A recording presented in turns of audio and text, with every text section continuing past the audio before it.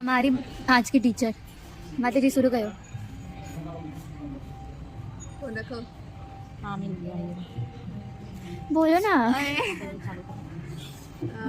Point 10 दूसरा point है प्रसाद seven आरंभ करने के पश्चात अन्य किसी भी स्थान को दाहिने हाथ से स्पर्श न करें। ये भी हाँ, अगर हमने प्रसाद देना स्टार्ट कर दिया है लेना स्टार्ट कर दिया प्रसाद खाना, तो फिर किसी भी चीज़ को हाथ से छूना नहीं है दाहिने हाथ से। संभव हो तो सूर्योदय, सूर्यास्त, मध्यरात्रि और स्नान से पहले प्रसाद न ले। लिखा है, बंद करो।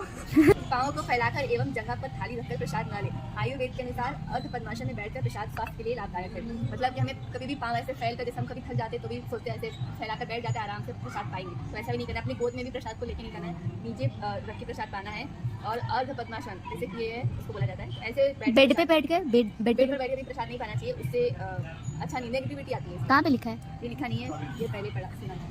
मतलब प्रसाद स्वीकार करने से पहले हमें उसका सम्मान करना है कि ये भगवान की अभिन्न कृपा हम पति को प्राप्त हुई है। 15 पॉइंट है प्रसाद ग्रहण करते समय थाली में अथवा आसपास न थूके। जब प्रसाद हम पा रहे हैं तो उस टाइम न थाली में और ना ही आसपास थूकता है। 16 पॉइंट है रास्ते पर चलते समय अथवा किसी भी तरह की यात्रा में जहाँ दूसरे लोग की दृष्टि हम पर है, ऐसे स्थान पर प्रसाद ग्रहण न करें। प्रसाद संभवतः एकांत अथवा जहाँ आसपास के भक्त प्रसाद ले रहे हों, ऐसे स्थान पर ग्रहण करें। मतलब रास्ते में चलते समय प्रसाद नहीं पाना है, किसी भी कोई यात्रा कर रहे हैं तो दूसरे लोग हमें देख रहे हैं, ऐसी जगह पे प्रसाद, मतलब एकांत में प्रसाद, यात्रा करते समय भी अगर भक्तों के साथ हैं तब उस टाइम प्रसाद पा सकते हो।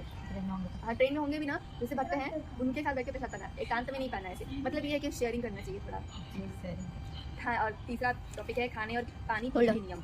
खीर के टाइम तो आप ये नहीं करते हो। खाने और पानी पीने के नियम।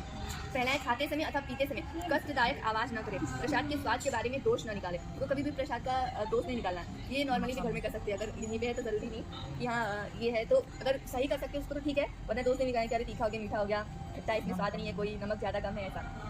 और कष्टदायक आवाज़ नहीं निकालना है। और सेकंड पॉइंट है प्रसाद खाने के लिए अपने दाहिने हाथ की 5 उंगलियों का ही प्रयोग करें। उंगलियों से खाना अधिकृत है क्योंकि पाचन क्रिया उंगलियों के सूक्ष्मतम स्पर्श से ही। आई हैव 6 उंगली। आप 6 उंगलियों से खा सकते हैं या एक दो काट। शरीर के दूसरे भागों को स्पर्श करने के लिए बाएं हाथ का प्रयोग करें। मतलब प्रसाद पाते समय हमें 5 उंगलियों का प्रयोग करना है। जैसे कुछ लोग को देखते हैं 3 उंगली से 2 उंगली से खा लेते हैं, तो ऐसा नहीं करना है। और नहीं, ऐसे 4 उंगली से नहीं करना। आपके पास 5 उंगली है, अगर भगवान ने 5 उंगली दिया तो 5 उंगली से खाओ। 2 उंगली दिया, 6 उंगली, 10 उंगली दिया तो 20 उंगली दिया नहीं, सिर्फ एक हाथ में जितनी उंगलियां दी हैं उसी उंगली से खाओ। हाँ, और प्रसाद कभी पैर से बोल रहे हैं।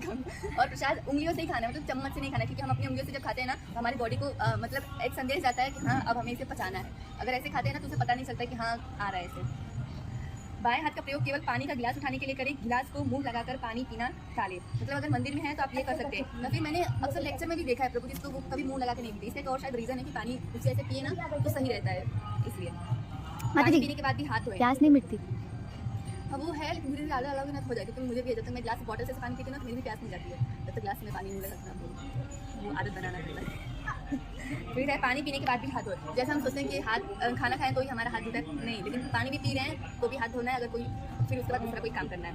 फिर 5वां पॉइंट है दाहिने हाथ की उंगलियों से पदार्थ, चपाती इत्यादि के बड़े टुकड़ों को तोड़कर निवाला ग्रहण करें। बाएं हाथ का प्रयोग न करें। मतलब अगर कुछ ऐसा बड़ी चीज़ खाने को प्रसाद में मिल गई, ऐसा नहीं करना है कि हम दोनों हाथ से तोड़कर बैठने लगे, वो राक्षसी प्रवृत्ति वाला बोला जाता है कि राक्षस लोग बैठ के दोनों हाथों से बैठ के ऐसे खा रहे हैं। सिर्फ एक हाथ का यूज़ करना है, उसी से तोड़ना है, फिर खाना है। फिर चौथा पॉइंट है टॉपिक इसमें प्रसाद की मात्रा। पहला इसमें प्रसाद संतुलित मात्रा में और दिन के निर्धारित समय पर ही ग्रहण करें। प्रसाद हमेशा हमें क्या संतुलित मात्रा में लेना चाहिए, और जो टाइम दिया गया है, जैसे कि सुबह ले लिया, फिर दोपहर में, फिर शाम को, ऐसा नहीं कि पूरे दिन में जब भी मन किया तब जाकर खा लो। और संतुलित मात्रा में, जैसे आपका अगर पेट आपको फील हो रहा है कि हाँ भर गया है तो बस, उससे ज़्यादा नहीं लेना है प्रसाद। सेकेंड पॉइंट है आवश्यकता से अधिक खाना रोग को निमंत्रण देना है। अत्याहार और अयोग्य पदार्थ स्वास्थ्य के साथ साथ आध्यात्मिक प्रगति के लिए भी हानिकारक है। मतलब आवश्यकता से अधिक खाते हैं तो हम क्या है, रोग को निमंत्रण कर रहे हैं। और अयोग्य पदार्थ जैसे कि ऐसा कोई भोजन नहीं ग्रहण करना चाहिए जिससे हमारे शरीर को हानिकारक हो, जैसे अभी बाहर के जो भी ऑयली फूड्स हैं, फास्ट फूड्स वगैरह हैं, वो सब। फिर सभी को इस प्रकार से खाना चाहिए कि उदर के आधे भाग में अन्न, चौथाई भाग में जल और चौथाई में वायु हो।